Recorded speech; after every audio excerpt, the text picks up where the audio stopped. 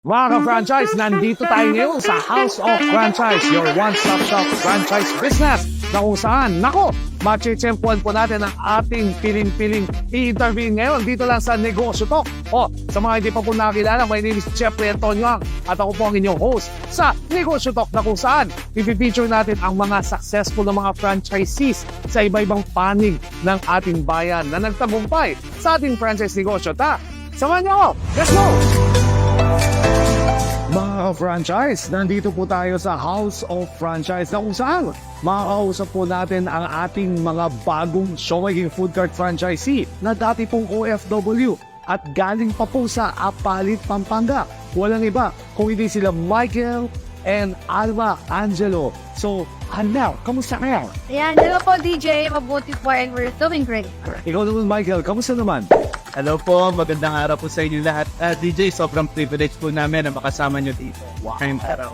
Ang alam namin, kayo po ay nagtrabaho sa Dubai. Tama po ba yun? 14 years nga po kami doon sa UAE. Yeah. Yung wife ko sumunod siya doon. Yeah. Nagtrabaho po ako doon as a operations manager sa isang manufacturing company ng X-ray machine.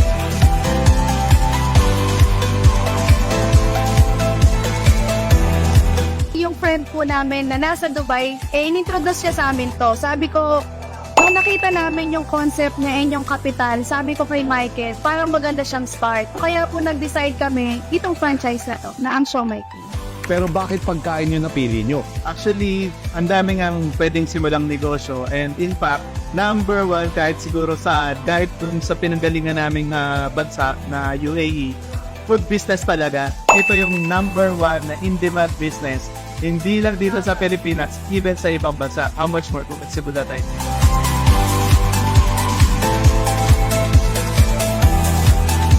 Yung normal days po talaga, umaabot po siya ng 60 to 70. Wow!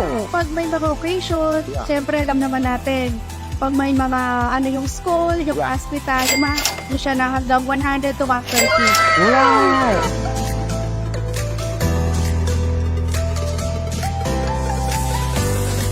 100% DJ. Talaga naman yung negosyo na meron tayo.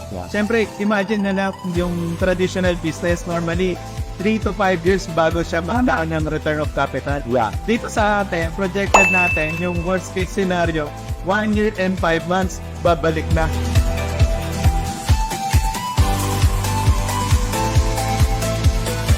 Pinaka-favorite talaga nila yung Japanese. Japanese! Even us, Japanese po talaga. And syempre, papartneran ng Black Bulaman.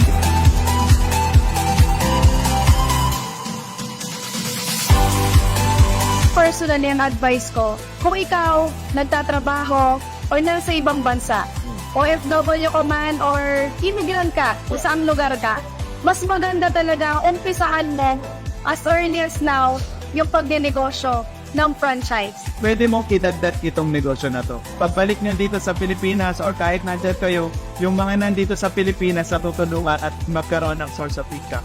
Pwede nyo ba silang invite-in sa inyong showmaking food cart outlet? Saan ba ito matatagpuan? Hello guys! Ini-invite po namin kayo na mag-visit sa aming food cart sa Apalit, Pampanga in front of Apalit Doctors Hospital.